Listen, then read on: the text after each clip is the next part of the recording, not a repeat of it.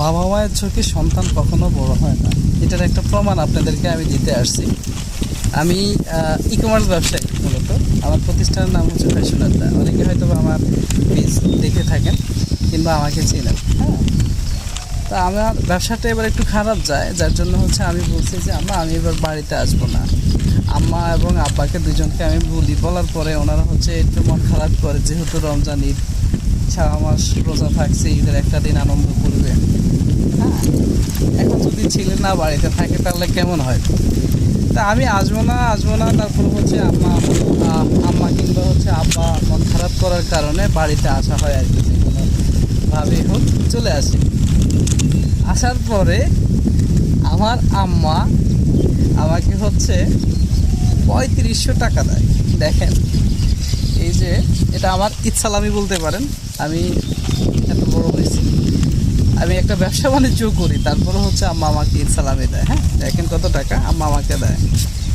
1500, 2000, 2500, 3000, 3500। এই 3500 টাকা আম্মা হচ্ছে আমাকে ইচ্ছালামি দেয়। এখন পর্যন্ত আমি এই টাকাগুলোতে হাত দিই নাই, কারণ আমি একবারে তো আর খালি হয়ে আসি নাই।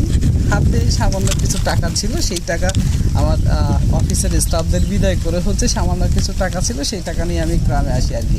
বুঝলেন তো, গ্রামে আসলে তো আর সামান্য কিছু টাকা দিয়ে আসলে হয় না। তো আমার কাছে সর্বশেষ আমার মানি ব্যাগে এই 50 টাকা আছে। তো ভাবতেছি যে ই কমার্স ব্যবসায় আমি একটা প্রতিষ্ঠানের সিইও, কিন্তু আমার কাছে গ্রামে আসার পরে এখন 50 টাকা আছে। কিন্তু আম্মা যে আমাকে 3500 টাকা দিয়েছে, এই টাকাটা এখনও হাত দেওয়ার মতো সাহস আমি পাচ্ছি না। যে এত বড় হয়েছে, ব্যবসা বাণিজ্য করতেছি, বউ বাচ্চা আছে, এখন আম্মা থেকে টাকা নিয়ে আমার হাত খরচ চালাতে হচ্ছে।